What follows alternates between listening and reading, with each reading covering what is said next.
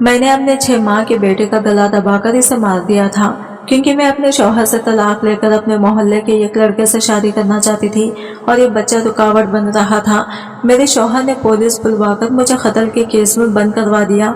जब मैं जज साहब के सामने पेश हुई तो जज मुझे देखकर उठ खड़ा हुआ और भागता हुआ मेरे कदमों में गिर पड़ा, क्योंकि मेरा नाम कौसर है। मैं सेंट्रल जेल में लेडी कांस्टेबल की ड्यूटी सर अंजाम दे रही थी।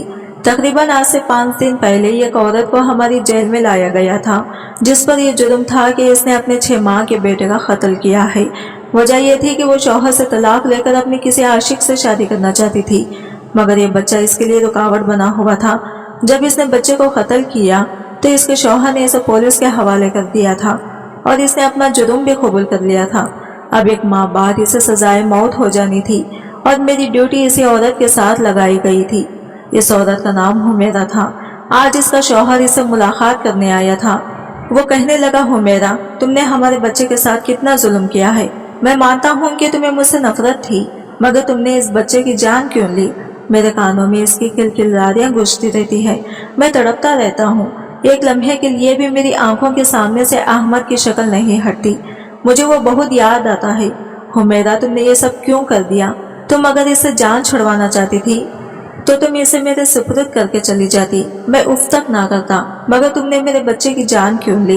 हुमैरा का शौहर फूट फूट कर रो रहा था। यह मंजर देखकर मेरा दिल कटने लगा था। फिर इसका शौहर बोला, मैं जानता हूँ तुम काशिफ को पसंद करती हो, इसी की वजह से तुमने अपने बच्चे को मारा है ताकि फिर मैं तुम्हें तलाक दे दूं और तुम इससे शादी कर लो। मगर तुम्हें ये इल्म कहाँ था कि तुम तो जेल की सलाखों के पीछे आ जाओगी। अब मुझे बताओ, मैं क्या करूं, मैं कहाँ जाऊं। तुमने तो अपने इश्क के आगे मेरा हंसता बसता घर उजाड़ कर रख दिया है। तुमने मेरा बच्चा मार दिया है और अब तुम जेल में बैठी हो। हुमैरा अब भी कुछ नहीं बोली थी, जबकि इसका शौहर ऐसे ही उदास की बातें करता रहा और फिर 1 घंटे के बाद उठकर चला गया था। और तब मुझे सारी कहानी समझ आई थी। एक माँ की आंखों पर मोहल्ले के लड़के की इश्क की पट्टी बंधी हुई थी, जिसकी वजह से इसने अपने बच्चे की जान ली थी। इसे अपने बच्चे पर जरा भी तरस नहीं आया था। मुझे हुमैरा से मजीद नफरत होने लगी थी। 2-3 दफा मेरे सामने ही हुमैरा के साथ कैदी औरतें लड़ने लगी थी, मगर मैंने इन्हें रोकने की कोशिशें नहीं की थी। 1-2 औरतों ने तो हुमैरा की दरकत भी बनाती थी, मगर मैं अनदेखी करके खड़ा रहा था। दरअसल ये सब देखकर मुझे सुकून मिला था। खैर, काफी दिन गुजर गए थे। हुमैरा अभी तक बिल्कुल चुपचाप रहती थी। एक दिन हुमैरा की एक मुलाकात आई थी। मैं बड़ी हैरान हुई कि अब इससे मिलने कौन आया है, क्योंकि इसे कैद में 1 माह हो गया था। आज हुमैरा की माँ इससे मिलने आई है। मैं ये सोचने लगी कि आज से पहले इसकी माँ कहाँ थी, वो अपनी बेटी से मिलने क्यों ना आई। खैर, हुमैरा की वालिदा अपनी बेटी से मुलाकात करके वापस जाने लगी तो मुझे देखकर रुक गई और कहने लगी, मेरी बेटी का ख्याल रखा करो, वो बहुत मासूम है, इसके साथ बड़ी ज्यादती हुई है। जेल में कैदी औरतें भी इसे मारती हैं। तुम मेरी बच्ची की हिफाजत करके इससे दुआएं लिया करो। मैं माथे पर बल डालकर बोली, अगर तेरी बच्ची इतनी ही मासूम होती तो अपने बेटे को ना मारती, अपने आशिक के पीछे। ये बात सुनकर हुमैरा की अम्मी के आंखों में आंसू आ गए थे। वो बोली, मेरी बेटी बेकसूर है, इसके शौहर ने ही अपने बेटे को मारा है। मैंने नफी में सर हिला दिया था। हुमैरा की अम्मी कहने लगी, मैं अपनी बेटे के लिए बड़ी अदालत जाऊंगी और वो बाइज्जत बरी हो जाएगी। मुझे उम्मीद है कि अदालत की तरफ से इसे इंसाफ मिल जाएगा। मैं बोली, बीबी जी, अपनी खातिर बेटी को छुड़वाने की कोशिश ना करो। ये बुरी होगी तो यकीनन तुम इसकी शादी आगे कर दोगी और वहाँ बच्चा पैदा होंगे तो फिर ये इनको भी मार देगी। सारा गुनाह तुम्हारे सर चढ़ेगा। मुझे बताओ, जब अल्लाह ताला क़यामत वाले दिन तुमसे पूछेगा तो तुम क्या जवाब दोगी। हुमैरा की अम्मी ने मुझे शिकवा भरी नजरों से देखा था और बोली, तुम खुदा नहीं हो, तुम एक लेडी कांस्टेबल हो, जो तुम्हारी ड्यूटी है इसे ही अच्छे से संभालो। इतना कहकर वो चली गई थी, जबकि मुझे गहरी सोच में मुब्तला कर गई थी। इसकी बात सच भी तो हो सकती थी, क्या पता सच में हुमैरा बेकसूर हो। अब अगर कोई कैदी औरत हुमैरा के साथ बदतमीजी करती तो मैं फौरन इसे रोक दिया करती थी और यही कहती कि इसके साथ ऐसा सुलूक ना करो। अब इस पर कोई हाथ भी नहीं उठाता था। मैंने देखा था कि हुमैरा हर वक्त उदास और परेशान से रहती है। शायद इसे अपने बच्चे की जान लेने का दुख रहता था। फिर चंद दिन और गुजरे तो एक लड़का हुमैरा से मिलने आया था। मैंने पूछा था, तुम्हारा नाम क्या है? तो वो कहने लगा, मैं काशिफ हूँ। ये बात सुनकर तो मेरे कान खड़े हो गए थे। यकीनन ये हुमैरा का आशिक था। میں نے ان دونوں کی ملاقات کروا دی تھی اور اس بار بھی میں پاس ہی کھڑی تھی۔ مجھے بڑا تجسس تھا کہ آخر یہ کیا باتیں کرتے ہیں، اس لیے میں جان بوجھ کر ان کے ارد گرد ہی چکر لگاتی رہی تھی۔ کاشف بار بار یہی کہہ رہا تھا کہ حمیرہ، تم نے اپنے بچے کی جان لے کر اچھا نہیں کیا، تم مجھے پسند کرتی تھی، مجھے بھی تم اچھی لگتی تھی، مگر اس کا یہ مطلب تو نہیں تھا کہ تم اپنے بچے کی ہی جان لے لیتی، تم اپنے شوہر سے طلاق بھی تو لے سکتی تھی۔ اب اگر تم جیل سے چھوٹ بھی گئی تو میں تم جیسی قاتل لڑکے سے شادی نہیں کروں گا۔ اتنا کہہ کر کاشف چلا گیا تھا اور حمیرہ بت بنے اسے دیکھتی رہی تھی۔ تب میں آپ میں بولی، دیکھ لیا، یہ دنیا کے رشتے ایسے ہی ہوتے ہیں، کوئی کسی کا نہیں ہوتا۔ تم نے بلا وجہ یہ اپنے بچے کی جان لے لی ہے۔ وہ بس مجھے دیکھ کر رہ گئی تھی، اس نے آج بھی مجھ سے کچھ نہیں کہا تھا۔ اب میں حمیرہ کی کہانی جاننا چاہتی تھی۔ مجھے شوق ہونے لگا تھا کہ آخر اس کے پیچھے کیا وجہ تھی کہ جو اس نے اپنے بچے ہی کی جان لے لی۔ کاشف کی محبت کیا ممتا سے بڑی ہو گئی تھی؟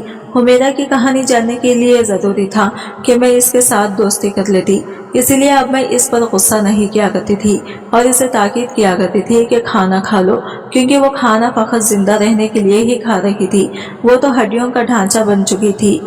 میں اسے یہی کہتی تھی کہ اگر تم بے قصور ہوئی بھی تو تم اس طرح جیل کے سلاخوں کے پیچھے ہی مر جاؤ گی، دنیا والوں کو تم یہ نہیں بتا پاؤ گی کہ تم بے قصور تھی۔ وہ یہ سب سنتی رہتی تھی اور پھر ایک دن مجھے کہنے لگی، میں زندہ نہیں رہنا چاہتی، میں لعنت بھیجتی ہوں ایسی زندگی پر، میں مر جانا چاہتی ہوں، مجھے یہ دنیا ہی اچھی نہیں لگتی۔ اب مجھے محسوس ہوا تھا کہ حمیرہ کی خاموش رہنے کے پیچھے یہی وجہ تھی کہ وہ ڈپریشن کا شکار ہو چکی تھی۔ ظاہر سی بات ہے، انسان وقتی محبت کے جال میں پھنس کر اگر اپنے بچے کو نقصان پہنچا بھی دے تو وہ بعد میں یہ سب سوچ سوچ کر ہی پاگل ہو جائے گا، مگر اب وہ اسے یاد کرتی تھی۔ شاید اسے اپنے بچے کو مار دینے کا صدمہ ہو گیا تھا، وہ مر جانا چاہتی تھی، وہ زندہ نہیں رہنا چاہتی تھی۔ اس کی امی نے کہا تھا کہ میں بڑی عدالت میں تمہارا کیس لے کر جاؤں گی، مگر حمیرہ نے اپنی امی کو اپنے سر کی قسم دے دی تھی اور کہا تھا کہ آپ مجھے سزا کاٹ لینے دیں، میں بری نہیں ہونا چاہتی تھی، مگر پھر بھی اس کی امی نے اپنی بیٹی کے لیے عدالت میں دوبارہ اپیل کر دی تھی۔ پہلی پیشی پر میں اس کے ساتھ نہیں گئی تھی کیونکہ دوسری کانسٹیبل چلی گئی تھی۔ جب وہ پاس آئی تو میں نے پوچھا کہ تم نے جج سے کیا کہا، تو حمیرہ میری آنکھوں سے آنکھیں ڈال کر بولی، میں نے عدالت کے سامنے اعتراف جرم کر لیا ہے اور ان سے کہا ہے کہ میری سزا پھانسی سے کم نہیں ہونی چاہیے۔ اس کی بات سن کر میں ایک دم سے چونک گئی تھی، اس کے پیچھے کیا وجہ ہے؟ تب وہ کہنے لگی، جب میرا احمد ہی زندہ نہیں ہے تو میں نے جی کر کیا کرنا ہے؟ پھر میں بولی، تم نے احمد کو قتل کیوں کیا تھا؟ حمیرہ کہنے لگی، ہاں مجھے احمد کو قتل نہیں کرنا چاہیے تھا، مجھ سے بہت بڑی غلطی ہو گئی ہے۔ اب وہ مجھ سے کھل کر اپنے دکھ کا اظہار کرنے لگی تھی، مجھ سے بھی بات کر لیا کرتی تھی۔ مجھے ایک دن کہنے لگی، میرا احمد میری طرف دیکھ کر مسکراتا رہتا تھا اور مجھے ہاتھوں سے اشارے کر کے اپنے پاس بلاتا تھا۔ جب میں کام کاج کر کے واپس آتی تو میری طرف دیکھ کر مچل جاتا تھا اور کہتا تھا کہ مجھے اٹھا لو، پر میری مجبوری تھی، میں اسے اٹھا نہیں پاتی تھی۔ میں اس کی بات سن کر چونک گئی تھی۔ میں بولی، تمہاری کیا مجبوری تھی کہ تم اپنے بچے کو ہی نہیں اٹھا پائی؟ تب میں نے اس کا چہرہ زرد ہوتے ہوئے دیکھا تھا۔ اس نے جلدی سے اپنے آنسو صاف کیے اور لیٹ گئی اور کہنے لگی، مجھے نیند آ رہی ہے، تم یہاں سے جاؤ۔ اب مجھے لگنے لگا تھا کہ شاید حمیرہ قتل کرنے سے پہلے بھی اپنے بچے پر ظلم کرتی رہتی تھی، ہو سکتا ہے کہ اسے دودھ کے لیے بھی ترس آتی ہو۔ خیر، مجھے دن بہ دن حمیرہ کے ساتھ نفرت ہوتی جا رہی تھی، مگر میں پھر بھی اس کے ساتھ اچھی تھی کیونکہ میں اس کا راز جاننا چاہتی تھی۔ عدالت نے حمیرہ کو ایک بار پھر سزائے موت سنا دی تھی۔ جس دن حمیرہ کو موت کی سزا ہوئی وہ بہت خوش تھی۔ میں نے اس کی خوشی کی وجہ پوچھی تو وہ کہنے لگی، اب میں اپنی بیٹی کے پاس چلی جاؤں گی اور ہمیشہ ہمیشہ اس کے ساتھ رہوں گی۔ میں بولی، اس دنیا میں تمہیں کاشف کی محبت نے اس قدر اندھا کر دیا تھا کہ تم اپنے بچے کا خیال نہیں رکھ پائی، تمہیں کیا لگتا ہے مرنے کے بعد اللہ تم دونوں کو ملا دے گا؟ تو اس نے کھندے اچکا دیے اور کہنے لگی، مجھے نہیں معلوم کہ آگے میرے ساتھ کیا ہوگا، مگر میری یہی دعا ہے کہ اگلے جہاں مجھے میرا بیٹا مل جائے۔ خیر، ہائی کورٹ نے حمیرہ کو سزائے موت سنا دی تو اس کے بعد حمیرہ کی والدہ نے سپریم کورٹ میں التجا کر دی تھی، اور جب اس کی امی اسے ملنے آئی تو وہ اپنی امی سے لڑتی جھگڑتی رہتی تھی، کہنے لگی، آپ نے ایسا کیوں کیا ہے؟ آپ نے میرے لیے عدالت کا دروازہ کیوں بجایا ہے؟ میں جینا نہیں چاہتی، میں چاہتی ہوں کہ اپنے بیٹے کے پاس چلی جاؤں، اور آپ ہیں کہ بہانے بہانے سے میری سزا معاف کروانے کے چکروں میں ہیں، میں زندہ نہیں رہنا چاہتی۔ حمیرہ کی والدہ کہنے لگی، تمہیں میری سر کی قسم ہے، इस बार तुम अदालत में झूठ नहीं बोलोगी, तुम एक एक बात सच बताओगी। हुमैरा खाली खाली नजरों से अपनी वालिदा को देखती रही थी। खैर कुछ दिनों के बाद सुप्रीम कोर्ट में पेशी थी। इस बार हुमैरा के साथ मेरी ड्यूटी लगी थी। मैं हुमैरा को लेकर अदालत पहुंच गई थी। सुप्रीम कोर्ट के जज ने हुमैरा से बयान लिया तो हुमैरा अभी भी यही कह रही थी कि इसने ये जुर्म किया है। जज ने हुमैरा का मेडिकल कराने की तजवीज़ पेश की थी। इसने कहा कि हुमैरा की मेडिकल की रिपोर्ट्स मुझे चाहिए।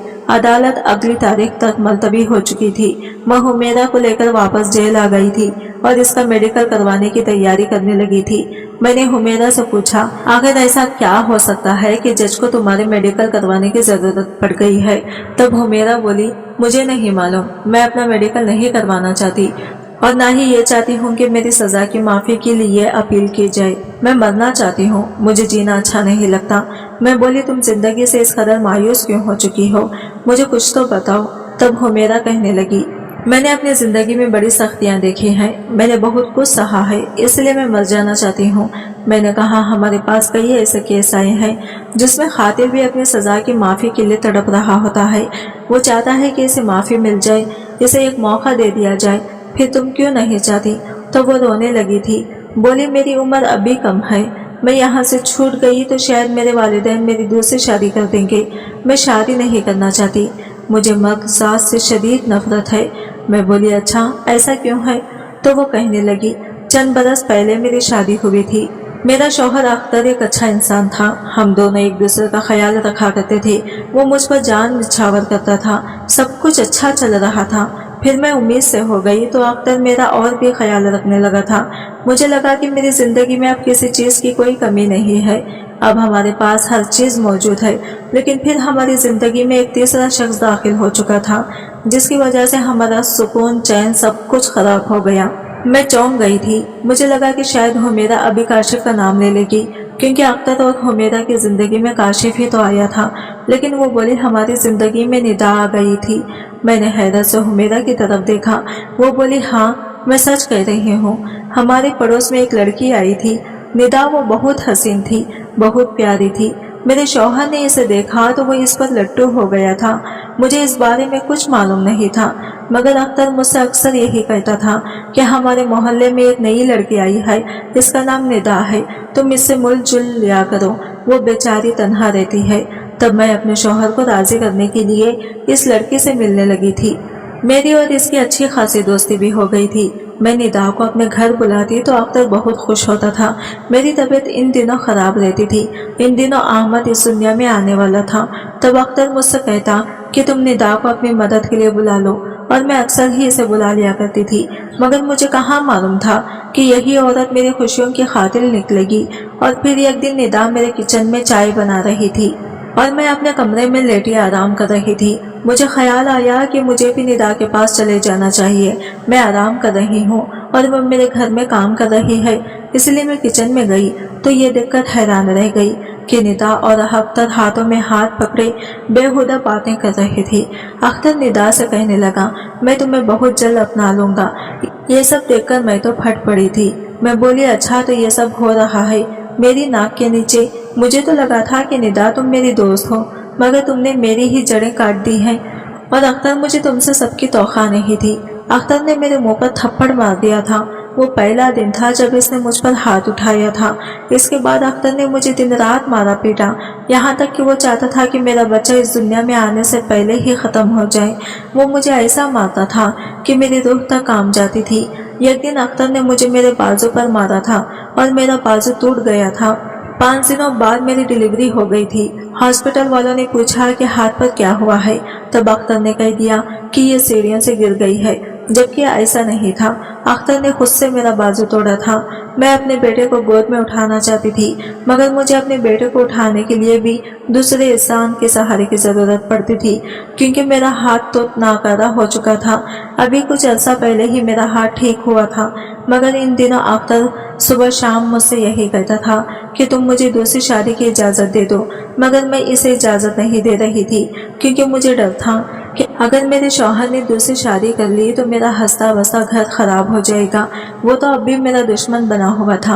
अगर दूसरी बीवी ले आएगा तो मेरे साथ क्या सुलूक करेगा। बस यही सोचकर मैं सब कुछ बर्दाश्त करती रही। मैंने तो अपने वालिदैन से भी अपने शौहर की शिकायतें नहीं की थी। अख्तर बहाने बहाने से मुझे मारता रहता था। कभी कहता है कि खाने में नमक ज्यादा क्यों डाला है, तो कभी ये शिकवा कि मैंने खाने में नमक डाला ही नहीं है, जबकि ऐसा कुछ भी नहीं होता था। मुझे अहमद से बहुत मोहब्बत थी। मुझे यही लगता था कि वो मेरी खुशियों का सहारा है, वो मेरी जिंदगी है। अख्तर आजकल बड़े गुस्से में रहने लगा था और वो हर वक्त मुझे मारने को दौड़ता था। एक दिन वो मेरे पास आया और कहने लगा तुम मेरे दिल से उतर गई हो। मैं तुम्हें अपनी नज़रों के सामने देखना नहीं चाहता। मैं तुम्हें फ़कत अहमद की वजह से बर्दाश्त कर रहा हूँ, क्योंकि वो तुम्हारे साथ बहुत अटैच है। लेकिन अनक़रीब यह वजह भी ख़त्म हो जाएगी, तो फिर मैं तुम्हें छोड़ दूँगा। मेरे दिल में यह ख्याल आया, क्या पता अख्तर अहमद को मुझसे छीन ले और मुझे घर से निकाल देगा।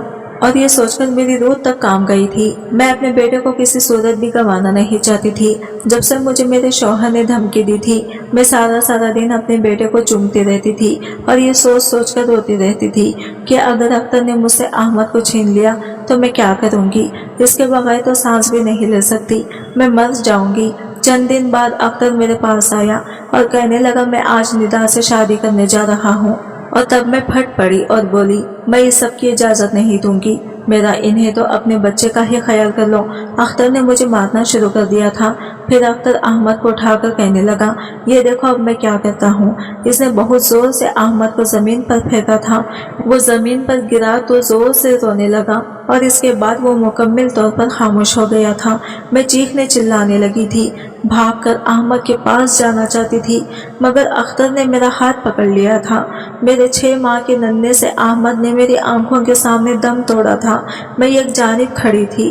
अहमद के चेहरे पर दर्द के आसार थे। अहमद की आंखों में फरियाद थी। वो चाहता था कि मैं इसे उठा लूं और इसको तसल्ली दूं, मगर मेरे शौहर ने मेरा हाथ नहीं छोड़ा था। मैं चिल्लाती रही, रोती रही कि मुझे जाने दो, मैं अपने बेटे को उठाना चाहती हूँ। अहमद चीखते चीखते दम तोड़ गया था। तब अख्तर ने शोर मचाना शुरू कर दिया कि लोगों इधर आओ, देखो मेरी बीवी ने क्या कर दिया है। मेरी बीवी ने हमारे बेटे को मार दिया है। मोहल्ले वाले लोग इकट्ठा हो चुके थे।